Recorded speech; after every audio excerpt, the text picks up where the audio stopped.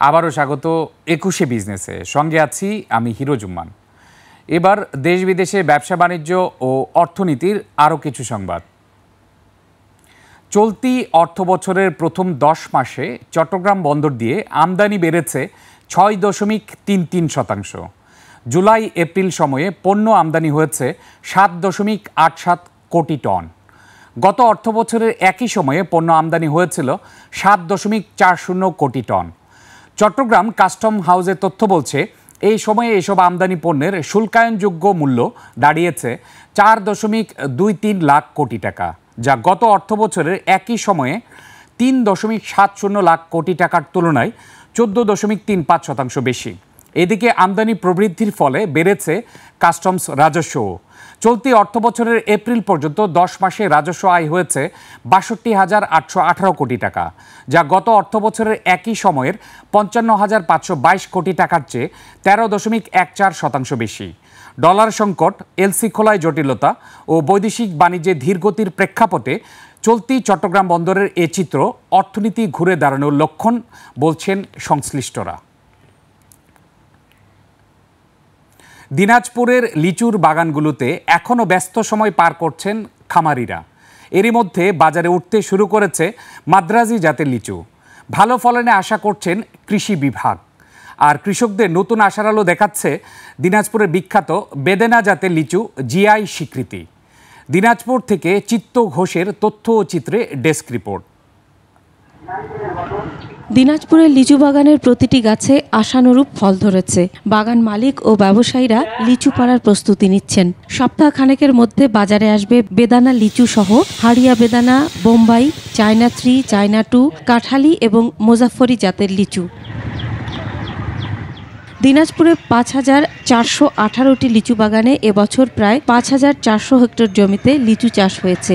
উৎপাদন লক্ষ্যমাত্রা ৩৬,৬২৮ টন, যার বাজার মূল্য হতে পারে ৭ কোটি টাকা।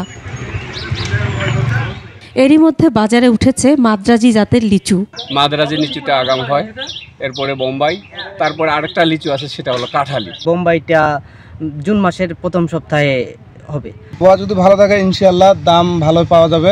দিনাজপুরের বেদানা লিচুর চাষিরা বলছেন এই লিচুর জিআই স্বীকৃতি তাদের জন্য গর্বের। জিআই স্বীকৃতির মাধ্যমে দিনাজপুর অঞ্চলের কৃষকদের কৃষি শিল্প যে পর্যটন রয়েছে সেটি বিকাশের একটি গুরুত্বপূর্ণ ভূমিকা পালন করবে। বেদানা লিচু অন্য জায়গায় আছে, কিন্তু মাসিমপুরের মতো সুস্বাদ হবে না।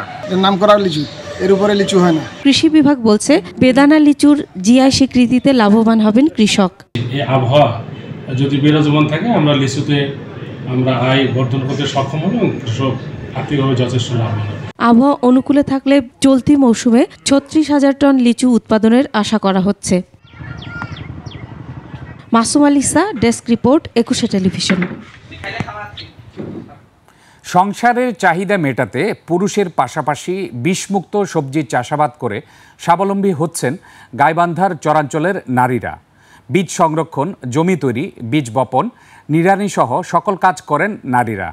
তাদের কাজে ফলন ভালো হওয়ায় সচ্ছলতা ফিরেছে সংসারে, যা দেখে উৎসাহিত হচ্ছেন আরও অনেকে।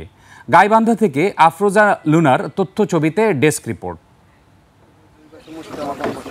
গাইবান্ধায় ৩ নদীর বুকে জেগে ওঠা ১৬৫টি চরে ৫ লক্ষাধিক পরিবারের মধ্যে অধিকাংশই দরিদ্র ও সুবিধাবঞ্চিত। নিজেদের ভাগ্য ফেরাতে চরাঞ্চলের দরিদ্র নারীরা পুরুষের পাশাপাশি বিষমুক্ত শাকসবজি চাষে অনেক এগিয়ে। মোল্লারচর ইউনিয়নের সিধাই, কাবিলপুর, কালাসোনা ও রতনপুর এবং চর চরিতাবাড়ির মতো অন্তত ৩০টি চরে বিষমুক্ত সবজি চাষে সহযোগিতা করছেন নারীরা। অভাবী এ জনপদে একসময় চীনা কাউন আর বাদাম ছাড়া অন্য কোনো ফসল হতো না। এখন ধান, পাট, ভুট্টা, মরিচ সহ নানা জাতের ফসল হচ্ছে। আমরা মনে করো ফসল বিক্রি করি আর আমি পুরুষের দিয়ে মনে করো আর চায়া থাকা লাগে না, আমার হাতে তখন পয়সাটা হয়। এখন সঠিক পদ্ধতিতে জানি ফসলটা আমাদের ভালো হয়, আমাদের ভাইয়েরা বসে থাকা লাগে না। তো আগে তো ভাবছিলাম যে এগুলো বালার মধ্যে আমরা কিছুই করে খাবার পাবার নই, এখন দেখি সবই করা যায়। এসব ফসলে জৈব সার ব্যবহার করা হয়। প্রয়োগ করা হয় না কোনো কীটনাশক। কোনো খরচ ছাড়াই ফলনও ভালো হয়। লাউ, কুমড়া, সিমে, বটবটি সব লাগে সব বিক্রি করি, যে টাকাটা পাই এই টাকাটা দিয়ে আমার সংসারে অনেক লাভবান করতে পারি। 50 টাকা সারা ঘরে ওখানে থাকি, 10 টাকা দেই, সারা স্কুল যায়, ভালো মতো লেখাপড়া করে মন দিয়ে, এটাতে আমরা অনেক শান্তি। আমি আগাম মিষ্টি কুমড়া চাষ করছিলাম, তখন 8,000 টাকা বিক্রি করছি। 8,000 টাকা বিক্রি করে কিছু সংসারে আয় উন্নতির রোজগার করছি। এই চাষাবাদে সব ধরনের সহযোগিতা দেওয়ার কথা বলছে উপজেলা প্রশাসন। চরাঞ্চলের যারা নারী আছেন তারা অনেক কর্মঠ এবং তারা একাধারে মানে ওদিকে একটু বিরূপ পরিবেশ আছে, যেহেতু চরাঞ্চল, সেখানে মানুষের মানে যে আবাদ করার যে সুযোগটা সেটাও কম, কিন্তু তারা কিন্তু সেই চরাঞ্চলে মানে সোনা ফলিয়েছে। Masuma Lisa, desk report, 21 television. এবার এশিয়ার প্রধান শেয়ার বাজারের খবর। সূচকের ঊর্ধ্বমুখী প্রবণতা দেখা যাচ্ছে এশিয়ার বেশিরভাগ পুঁজিবাজারে। জাপানের শেয়ার বাজার নিকি সূচক 174 পয়েন্ট বেড়ে দাঁড়িয়েছে 37,160 পয়েন্টে। বেড়েছে হংকংয়ের শেয়ার বাজার হ্যাংসেংয়ের সূচক 56 পয়েন্ট বেড়ে অবস্থান করছে 23,601 পয়েন্টে। বেড়েছে সিঙ্গাপুর এসটিআই সূচক, এটি 2 পয়েন্ট বেড়ে অবস্থান করছে 3,882 পয়েন্টে। চীনের শেয়ার বাজার সাংহাই কম্পোজিট ইন্ডেক্স অবস্থান করছে 3,348 পয়েন্টে, যা আগের দিনের চেয়ে 31 পয়েন্ট কম। বোম্বে সেন্সেক্স 30 ইন্ডেক্সকে দেখা যাচ্ছে ঊর্ধ্বমুখী প্রবণতায়। সেন্সেক্সের সূচক 769 পয়েন্ট বেড়ে অবস্থান করছে 81,721 পয়েন্টে।